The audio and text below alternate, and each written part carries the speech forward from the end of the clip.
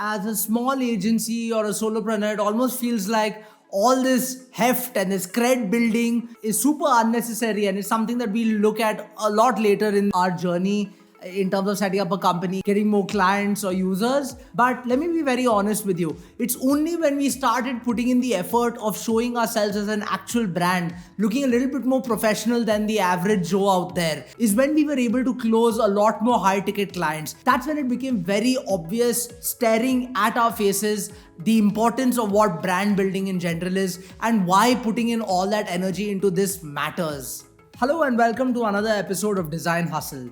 In this video, we'll talk a little bit about how you can define your style and some things to keep in mind while developing the same.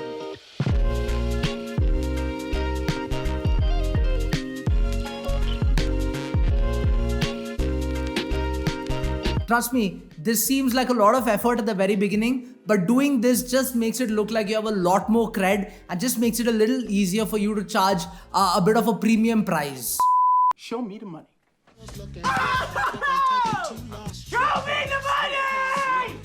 Do stick around till the very end to also see some rationale behind how we use text and what aspects to keep in mind with respect to alignment and whatnot. Because at the end of the day, the main agenda behind all this visual fluff that you're putting is not just recall, but you actually want the viewer and the user to read your content and to pick a thing or two.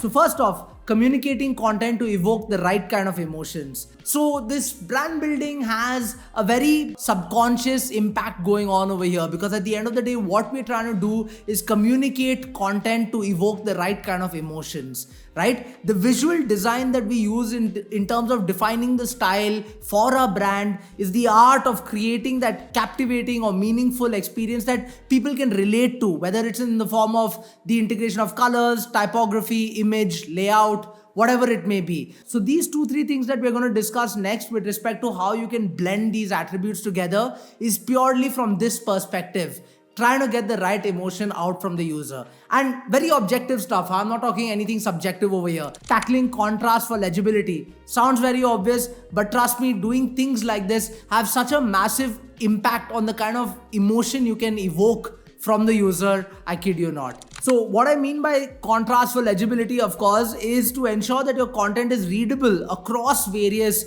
devices and it balances the right kind of color so that it doesn't feel off-putting, very in your face, hard to read. Because at the end of the day, like I established a little earlier, talked about it briefly, what you're trying to do is make sure that your user is able to read your content and actually understand what proposition you're making, right? So try and use tools like Coolers, for example, right? Which very quickly can tell you for a particular background and for a particular text color, what kind of readability you have and if this even works. So of course, you're using a darker background, so what would work is a lighter color, but you're not getting enough of that variation. So you probably want to make your background slightly darker. And now you can see there's zero compromise with respect to the text that you're going ahead with. So try and pick your colors from this perspective. Of course, it need not be white. It can also be a different color, like say a pink or a beige, right? And you can see the color popping out a lot more and the score dramatically improving as well. So use this to make sure that you're actually able to drive that kind of a result from your branding as much as possible that you intend to. And moving on, the color palette. This is very important at the end of the day because this is what you will use to describe your brand, right? Based on what the product is or based on what the service is and what kind of emotion you want to evoke in the user or customer.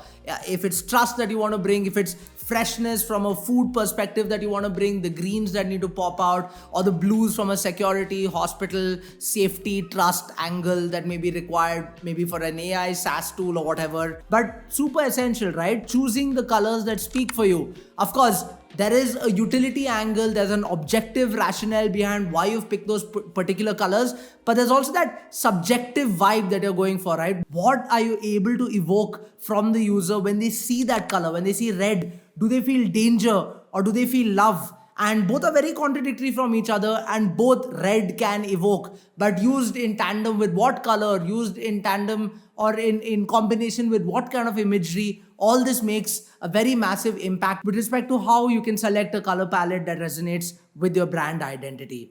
And then of course, to embrace the beauty of simplicity, right? And the more we are able to embrace that kind of treatment, the easier it becomes for us to approach a lot of content creation, brand building. And there's a lot of inspiration that you can draw from, say, what Airbnb has done, right? We all know about how Airbnb completely stripped off all that visual fluff around their app and just made it such a user experience based app in terms of the colors that they've used and in terms of how all the focus goes on the different properties that are listed on the app, for example.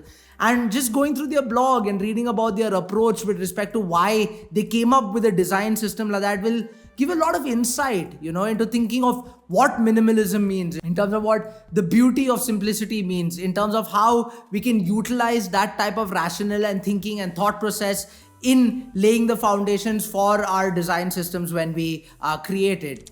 So experiment with these styles, learn from all the players in the market, not only the behemoths and the giants, but also your competitors, and then analyze the preferences of what your audience is connecting with and adapt your approach accordingly. Right, so we've talked about some critical attributes that will help you define your brand, and we've also talked about a few things to keep in mind while blending all these different attributes together.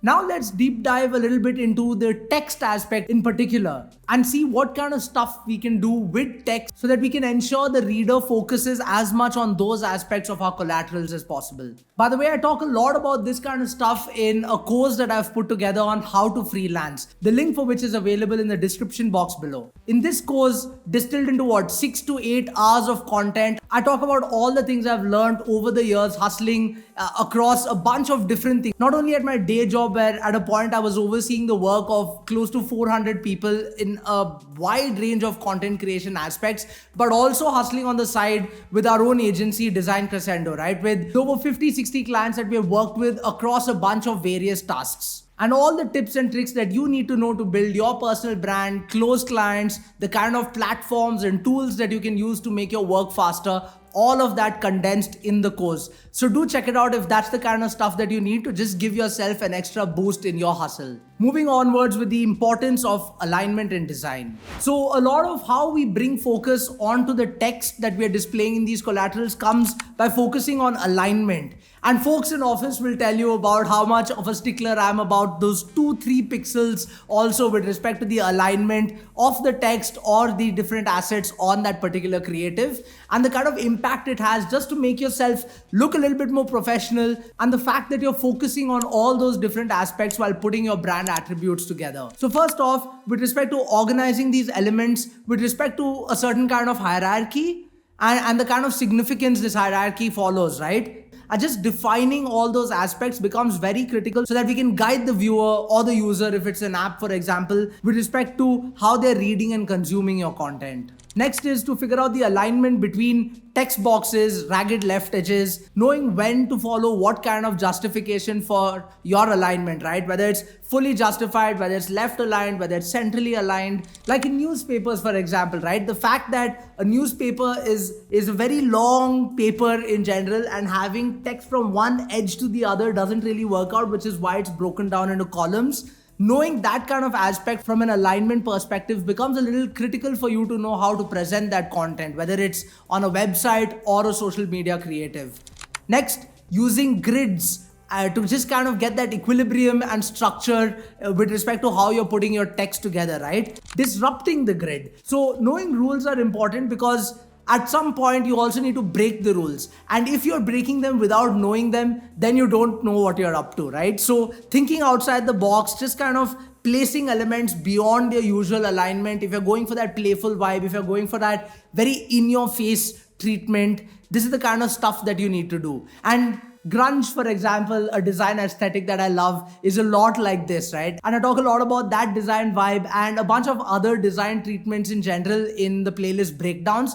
You can check out that video specifically on grunge if you're interested in design aesthetics and a little bit of that kind of aspect in this video, linked somewhere up above. But moving on, incorporating diagonal alignments to introduce dynamism to your design, right? When you see text placed a specific way, but your background's playing another way, they just create some sense of a complementary vibe in general, but more importantly, guide your focus and your attention to a very particular thing. So knowing when to use this, how to use it so that you can make that happen is very, very important.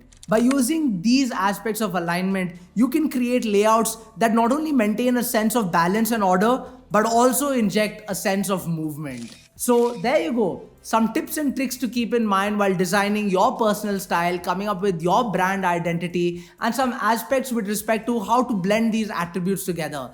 Little bit of a deep dive into text in general, because that's where some more focus needs to go, and how you can guide the user across the content. But yeah, that's it for this video. If you like the content, please don't forget to like, share, and subscribe. Peace out. I'll see you in the next one.